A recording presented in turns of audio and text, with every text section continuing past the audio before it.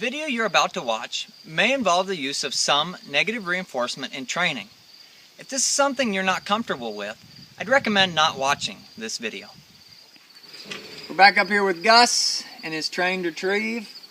Today we're going to start with his transition from tow hitch to collar.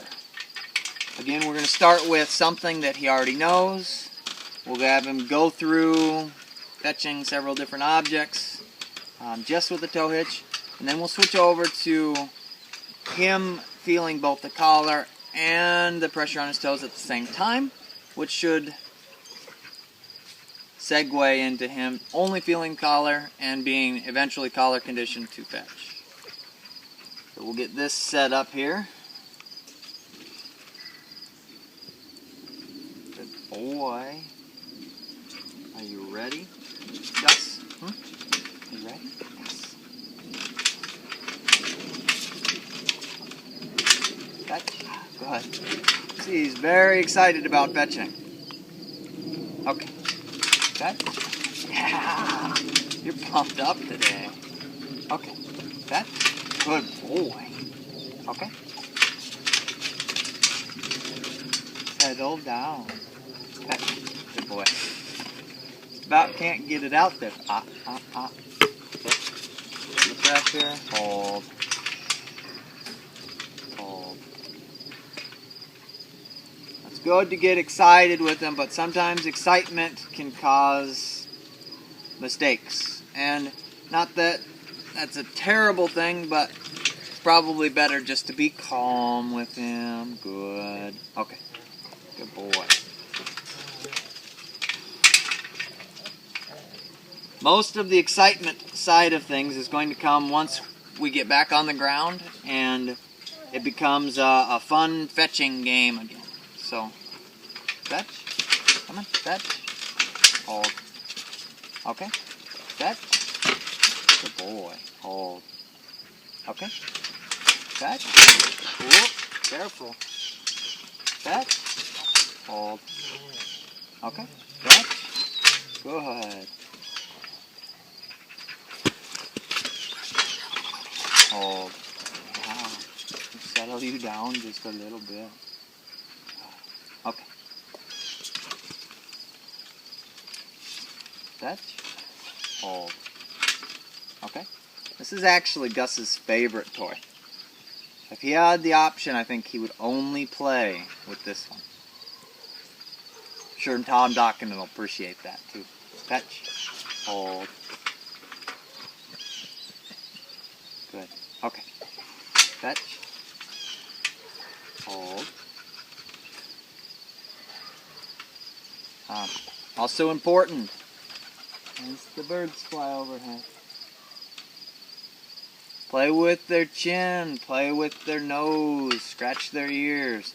We don't want him to assume or anticipate when I reach for him, that means I'm going to take the bumper or the toy or the dummy or whatever.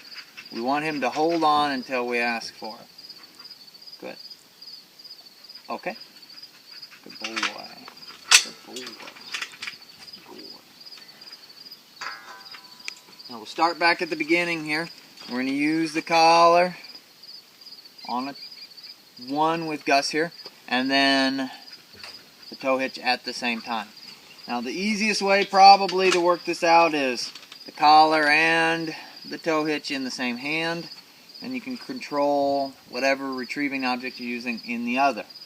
In this case, the dowel. Gus. Fetch. Good.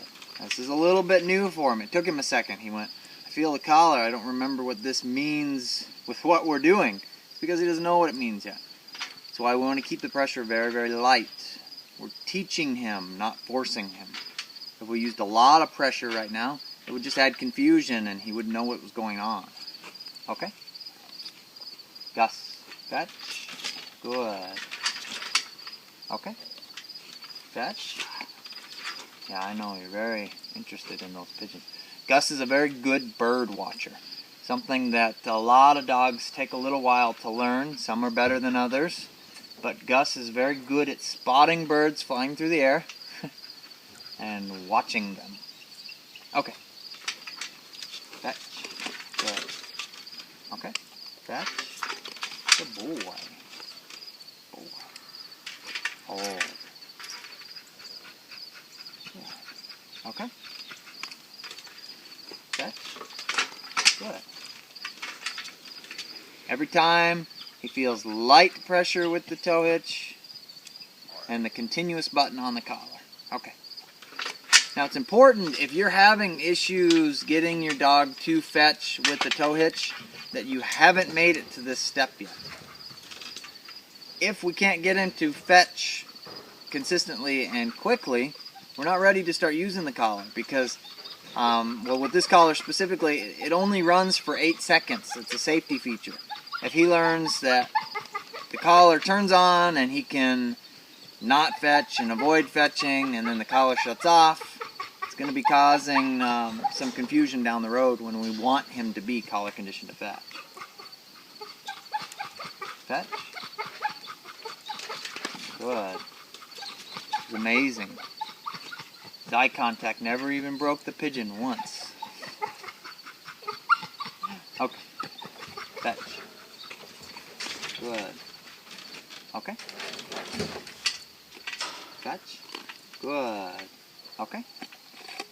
Fetch. Okay. Fetch.